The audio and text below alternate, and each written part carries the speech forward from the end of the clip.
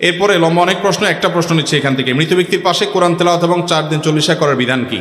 চল্লিশার বিধান শেষ হয়ে গেছে, মৃত ব্যক্তির সামনে কোরআন তেলাওয়াত। ভাই, কোরআন তেলাওয়াত করতে হবে জীবিত ব্যক্তির সামনে, তাকে শোনানোর জন্য। যিনি মারা গেছেন তার সামনে তেলাওয়াত করলে তিনি শুনতে পাবেন। ওমা আনতা বিমুসমিইন মান ফিল কুবুর। আপনি মৃত ব্যক্তিকে যেহেতু শোনাতে পারবেন না, তাহলে এবার তার সামনে কোরআন তেলাওয়াত করার কোনো ফজিলত নাই। মৃত ব্যক্তি কেউ মারা গেলে তার চারপাশে, লাশের চারপাশে ঘিরে মানুষ কোরআন তেলাওয়াত করে, অনেক সময় হুজুর ভাড়া করে আনে কোরআন তেলাওয়াত করা হয়। এগুলো ইসলামের নির্দেশ না।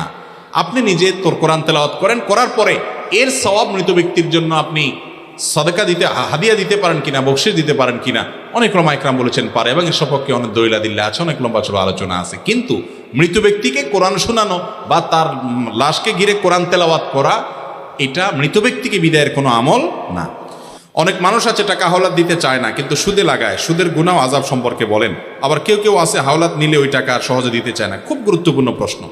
দেখেন, হাওলাত দেওয়া এটা একটা বড় ধরনের ইবাদত এবং সওয়াবের কাজ, এটা আমরা ভুলে গেছি। আমরা এখন এত স্বার্থপর হয়েছি যে ধার দেব, কি লাভ আমার? লাভ ছাড়া ধার দেই না। লাভ নিয়ে ধার দেওয়া এটা হলো সুদ। সুদকে আল্লাহ তাআলা হারাম করেছেন। আপনি তাহলে ধার কেন দিবেন? ধার এজন্য দিবেন, কোনো কোনো ক্ষেত্রে ধার করলে দামের সমান সওয়াব হয়, কোনো কোনো ক্ষেত্রে দানের চাইতে আরো বেশি সওয়াব পর্যন্ত হতে পারে যদি ধার দেওয়া হয়। এটা আজকে উঠে গেছে কর্জে হাসানা আমাদের সমাজ থেকে। কর্জে হাসানাকে প্রতিষ্ঠিত করতে হবে, তাহলে সুদ দুনিয়া থেকে বিদায় হবে। যিনি কর্জা নেন সে ব্যক্তিও আবার ঘোরাঘুরি করেন। টাকা একবার নিতে পারলে এরপরে ওর পিছে পিছে পাওনাদার বেচারা ঘুরা লাগে, ঠিক না ঠিক? মনে হয় যে ভিক্ষা চাইতেছে, এরকম একটা অবস্থা। নবী করিম সাল্লাল্লাহু আলাইহি সাল্লাম বলেছেন, তোমাদের মধ্যে সবচেয়ে ভালো মানুষ সে যে ব্যক্তি লোন পরিশোধ, দেনা পরিশোধের মধ্যে ভালো মানুষের পরিচয় দেয়, টাইম মতো পরিশোধ করে। চেষ্টা করবো তো ইনশাআল্লাহ। লোন নিতে হবে।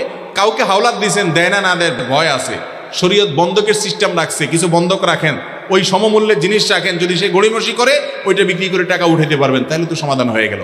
এই জন্য হাওলাত দেওয়ার সিস্টেমে আমাদেরকে আসতে হবে। এটা দুনিয়া থেকে বিদায় হয়ে যাওয়া একটা ইবাদত। ভালো মানুষরাও আজকাল হাওলাত দেয় না, কারণ স্বার্থ ছাড়া কিছুই করে না। আল্লাহ তাআলা আমাদেরকে বুঝার তৌফিক দান করুন। আমাদের সমাজে চা দোকানে দেখি একজন আরেকজনের পিছনে বদনাম, পরনিন্দা, গীবত করে। গীবতের গুনাহ কি হুজুর? গীবতের গুনাহ তো আমরা সবাই জানি। আল্লাহর কাছে সবচেয়ে জঘন্য পাপগুলোর মধ্যে একটা হলো গীবত করা, হারাম। নিজের আপন ভাইয়ের গোশত খাওয়া, মৃত মরা ভাইয়ের লাশের গোশত খাওয়া যেরকম ডেঞ্জারাস অপরাধ এবং নোংরামি, কোনো মানুষের পেছনে তার সমালোচনা করা সেরকম নোংরামি এবং অসভ্যতা।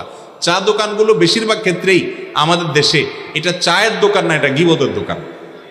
এটা কিসের দোকান হয়ে গেছে ভাই? শুধু গীবতের দোকান না, এটা একটা open talk show. Open talk show বুঝেন?